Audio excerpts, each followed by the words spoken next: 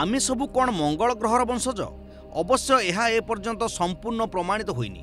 मात्र निकटरे केतेक वैज्ञानिक मानक गवेषणा एथिप्रति किछि मात्रा इशारा प्रदान करिछि। पृथ्वी रे जीवनर आरंभ प्राय 4.2 बिलियन वर्ष तले होइथिबा अनुमान करा जाउछि। जीवनर उत्पत्ति नेई एबे वैज्ञानिक मानक मध्यरे जारी रहिछि गवेषणा। नूतन गवेषणारे कुहा जाइछि जहाँ अनुमान करा जाउछि ताहाठारु 100 मिलियन वर्ष पूर्व जीवन प्रक्रिया आरंभ होइथिला। नेचर इकोलॉजी एंड इवोल्यूशन रे प्रकाशित एक अध्ययन रे ए संपर्क रे गुरुत्वपूर्ण तथ्य प्रदान करा जाइछि।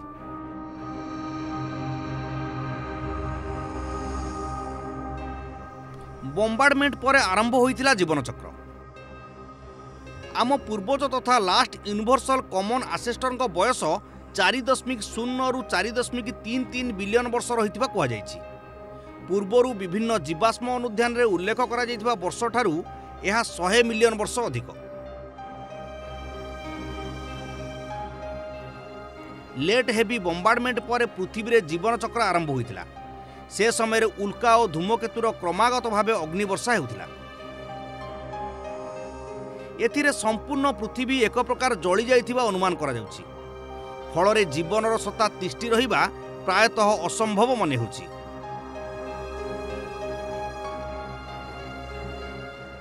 कौन यही पैन्सपर्मिया? ताहेले कौन अन्य ग्रहरु पृथ्वी पृष्ठ को आसीथिला कि जीवनर सत्ता? यही सिद्धांत को कुहा जाए पैन्सपर्मिया। यही सिद्धांत अनुसार जीवन अन्य स्थान रे विकसित हैला एवं उल्कापिंड और अन्य माध्यम रे पृथ्वी रे पहुंचिला। यही पुरातन सिद्धांत को अवश्य वैज्ञानिक माने प्रायतः खारज कर दैछंती। यह गाणितिक सिद्धांतर विपरीत बोली कुहा जाउछि। एते दूररु कोनोसी वस्तु आसिले ताहा सूर्य एवं बृहस्पतिर तीव्र गुरुत्वाकर्षण फसिबो। यह केबे हेले पृथ्वी रे पहुंची पारि नथिबो, किंतु मंगल ग्रह क्षेत्र रे किछि समीकरण आशा सृष्टि करूछि।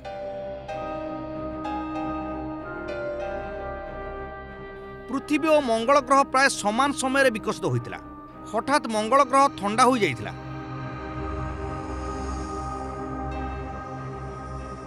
वैज्ञानिक तथ्य अनुसार से समय मंगल ग्रह रे पानी रहितिला। यह संपूर्ण भावे जीवन पई अनुकूल परिवेश मध्य सृष्टि करुथिला। मंगलर गुरुत्वाकर्षण पृथ्वी ठारू बहुत कम। जेतेबेले मंगल रे कोनोसी उल्कापिंड माड़ हेउतिला ताहा महाकाश रे विच्छुरित होई बेग बहुत कम रहुतिला। तेबे यही सिद्धांत जदि सत्य प्रमाणित हुए आमे मंगल ग्रहरु आसीचे कहिले भूल हेबनी। ब्यूरो रिपोर्ट, ओडिशा संवाद।